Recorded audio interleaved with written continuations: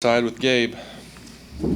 Jake, someone said all three guys have a shot this week. What does Kyle Allen have to do in practice for you to be convinced that he's different than he's been in a game the last 2 weeks and that he's crossed over whatever getting me down? Right, he's got to show more consistency.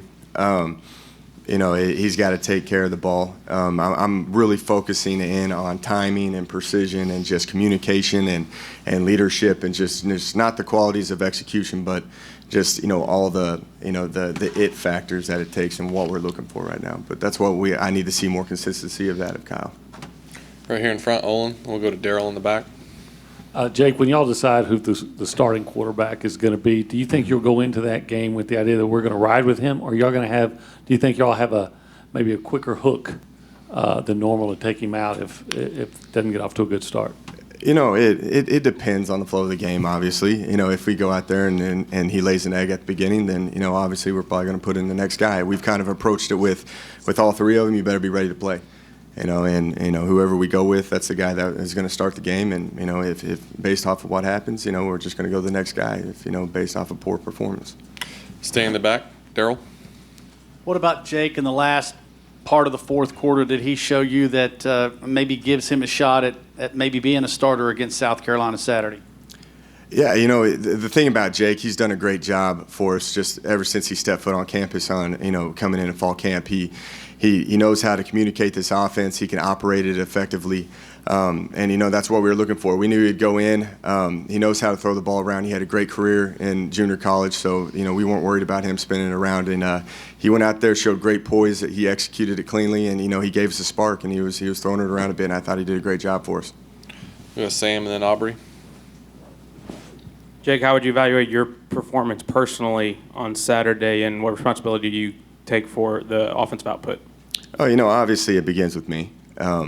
There's a lot of things that I think we can get better at. We got to do a better job of finding easier completions for these quarterbacks at times, especially in times when they're rattled.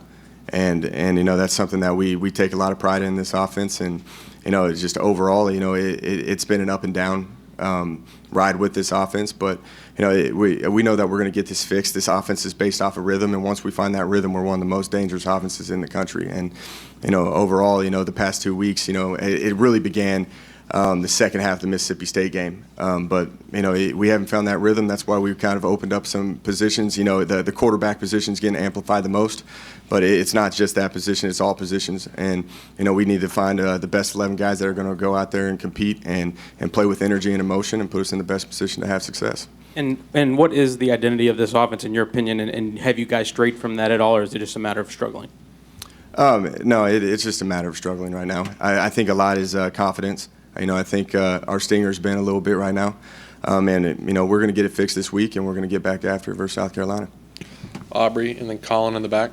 You just said you had no doubt that Jake could run the offense efficiently. So I guess the question would be, was Kyle physically okay during the game Saturday? And if so, or if not, why not go to Jake earlier if you think you can run the offense efficiently? Yeah, again, we had many talks about that, Coach Solomon and I on the sidelines. Kyle was fine. There was nothing wrong with him. Going into it, it just wasn't all Kyle's fault at the beginning. At times, there's protection breakdowns, there were drop balls, there were missed assignments on this part, and then there was lack of execution on him. It was a kind of a mixture of everybody took turns on it, and we kept with Kyle there for a little bit until we felt like we needed a different change. But I thought there was times where Kyle went out in drives and was executing cleanly, but it wasn't clean at other positions. In the back, Colin. Yeah, Coach, since your meeting with the three guys yesterday, what's been the thing with all three guys that's maybe impressed you the most of how they've reacted to the situation that they have this week? Yeah, we had a great practice yesterday. All three of them were upbeat, they're running around. They're executing. For Monday practice, it was the best execution we've had because there's a lot on the line right here, and I thought all three have approached it great. And I'm looking forward to see how this outcome ends. Here on the right side, Gabe.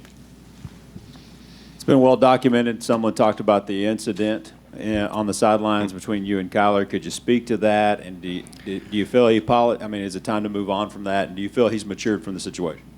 Yeah, that's something. We're very close in that quarterback room. We're all great competitors in there. And that's just kind of something that's between the room. But I wouldn't look too far into it. In front, Olin. We've heard about and seen some protection issues, so I wonder if Kyler's mobility is going to be something that might give him some edge or whatever in this competition this week. Oh, no doubt. I'm saying it. We put him in versus Alabama, and there were some protection issues at times there, and he couldn't get out of the pocket at times. He did, and sometimes he didn't. I think there's just a mixture of how the game goes. But all three quarterbacks bring something different to the game, and you got to play to their strengths when they're in. We go to Sam and then Daryl in the back.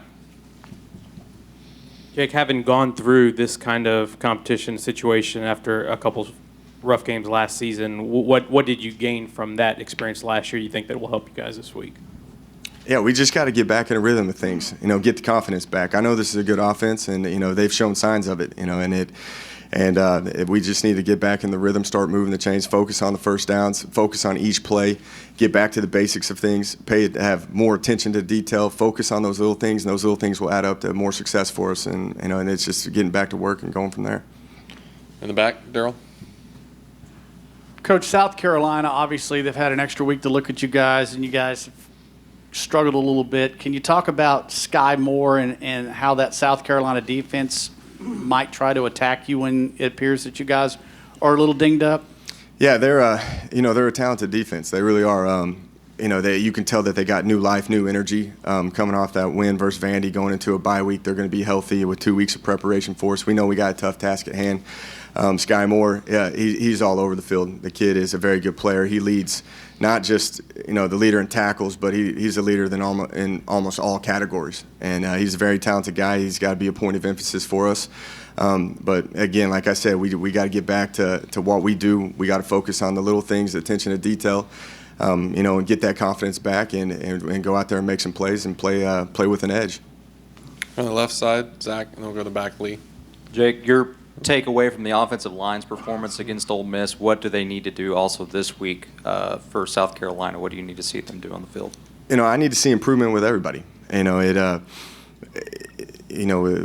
We have a left guard that we've been rotating. We got a true freshman, and that's a very athletic defensive line, and they showed a lot of different looks and put some of our guys in some tough positions. But the offensive line, they got to keep gelling together, and I know they will. And I'm very confident in Coach Christensen and what we're gonna accomplish with this game plan going into South Carolina. So, again, everybody across the board has got to get better and focus in on the attention to detail. Stay in the back, Lee. When you watch the game film of the Ole Miss game and you see the offense struggling like it was, and Christian Kirk's touches were pretty limited in that game, do you put more emphasis in the coming weeks of, hey, let's get the ball to our playmakers in more creative ways and maybe provide a spark to the offense when it's kind of down like that? Yeah, and we try that every week with Christian, and it was a thing that they put an emphasis on taking Christian out of the game, and they put an emphasis on putting Josh out of the game. So there was a lot of people that were bracketing Christian and bracketing Josh, and when that happens, we got to have some other people step up and make plays, and we got to be accurate with the ball, and we got to get the run game going more efficiently. Brent in front will wrap us up.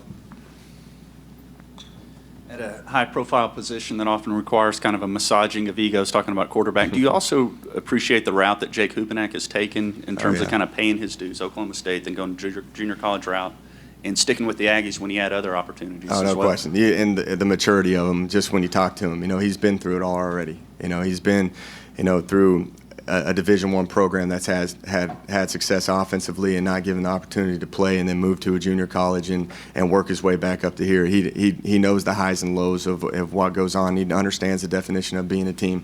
He talks about that with me all the time about, going from Oklahoma State and why they had success. They're a good team, and how junior colleges, it's hard to build a team because they're in their 1-2 years and they're out, and he understands that everybody plays a role, and you got to commend Jake on just how he handles all the situations because he does great. He's in the game. He's trying to help Kyle out. He's trying to help Kyler out. He's trying to help receivers out. He's trying to help anybody out when he's on the sidelines, which, he just understands that everybody can play a role in this team.